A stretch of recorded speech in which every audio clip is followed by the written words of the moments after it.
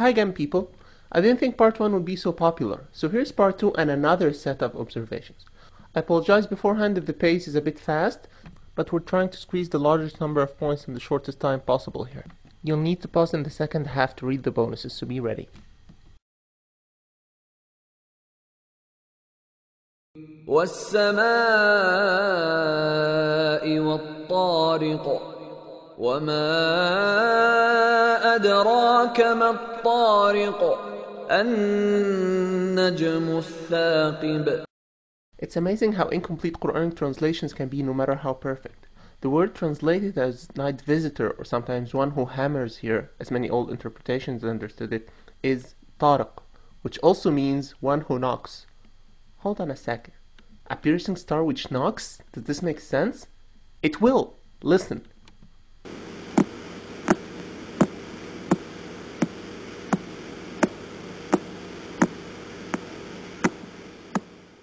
What you just heard wasn't me tapping on the mic. That's the sound of what they call a pulsar, a type of star which emits radiation so dense that it's capable of piercing through virtually anything it collides with. Here's a faster one.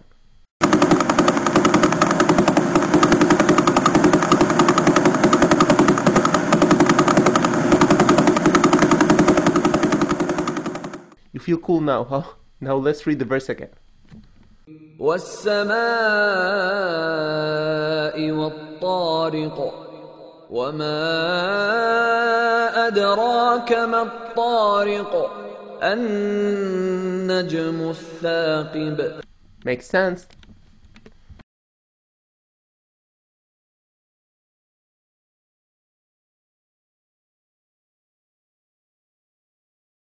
Just ask about anyone 1,000 years ago, especially Arabs, about mountains, and they'll tell you it's the firmest thing they could think of. But God says otherwise. وترى الجبال تحسبها جامدة وهي تمر مر السحاب صنع الله الذي أتقن كل شيء. How did Muhammad know?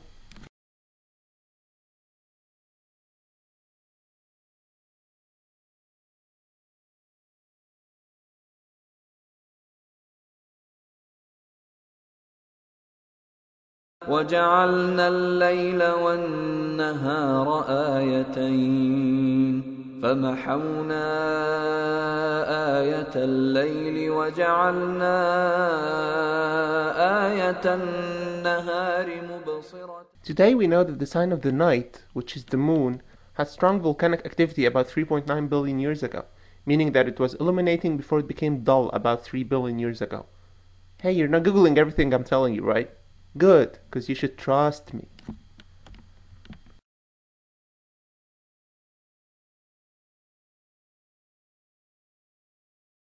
فلا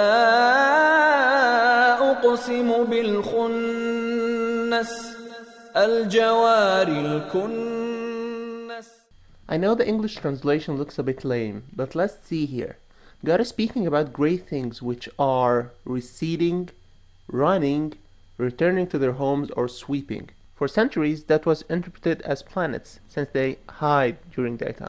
But now we can notice that it alludes to black holes.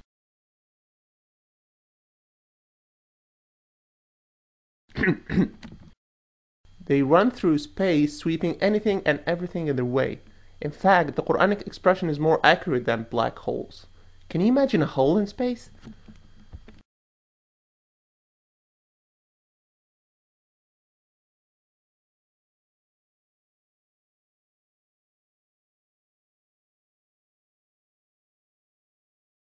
خش عن أبصارهم يخرجون من الأجداث كأنهم جراد منتشر. Why locusts?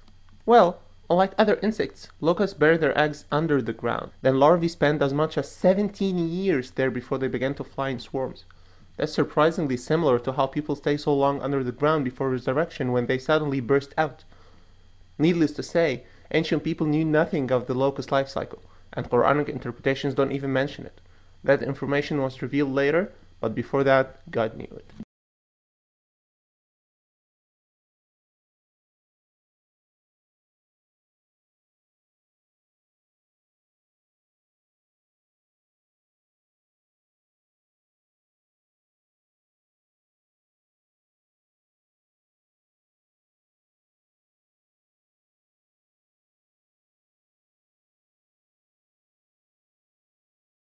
كلا لئن لم ينته لنسفعا بالناصية ناصية كاذبة خاطئة.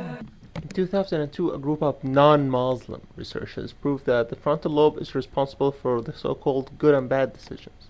Are you beginning to understand why did God specifically call that person's forehead lying and sinful?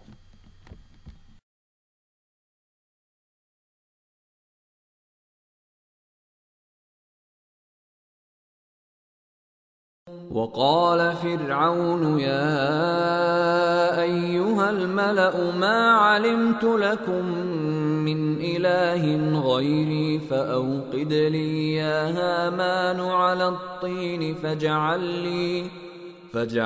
لي صرحا لعلي أطلع إلى إله موسى. Ex-Chief Paris University surgeon Maurice Bucaille, who was the Saudi King Faisal's personal physician and was later awarded by the French Medicine Academy, said in his book that he mentioned the title Haman to a hieroglyphics expert, telling him it was cited in a 7th century document. The guy told him that was impossible since hieroglyphic was long lost at the time and no one was able to read it again except when Jean Champollion deciphered the Rosetta Stone in 1822. Bucaille converted to Islam, but hey, maybe Muhammad just guessed it.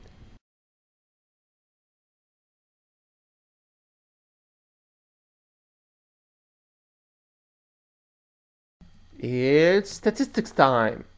I'd like to stress that I checked every single upcoming statistic using computer searches.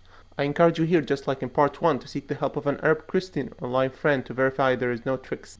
But first make sure you wrap something around your head because your jaw will drop.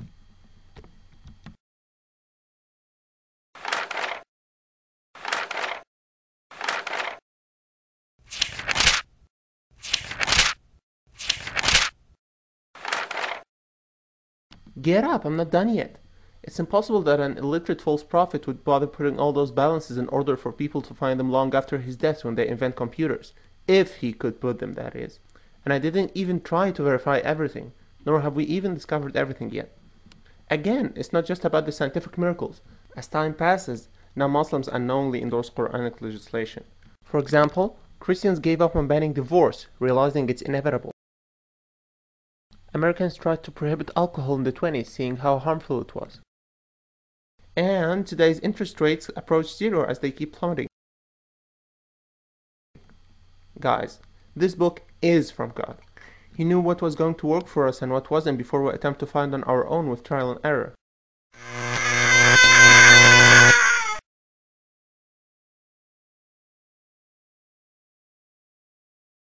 Did you know that there is a 1400-year-old unmet challenge to produce one chapter as eloquent as the Quran's Arabic?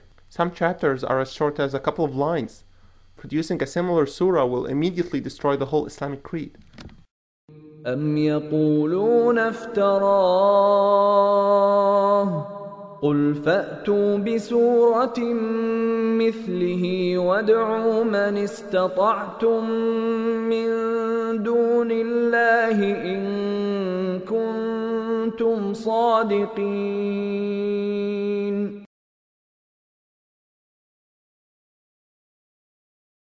In the end, sure, a coincidence or 2 or 3 or 4 might happen. But for all that to be coincidences? Come on, what do you want it to say to be persuading then? The origin of the universe? I don't know about you folks, but I wouldn't want to risk not believing in that book, as then I'd most probably end up spending more time than I wish for in, let's just say it's a very warm place.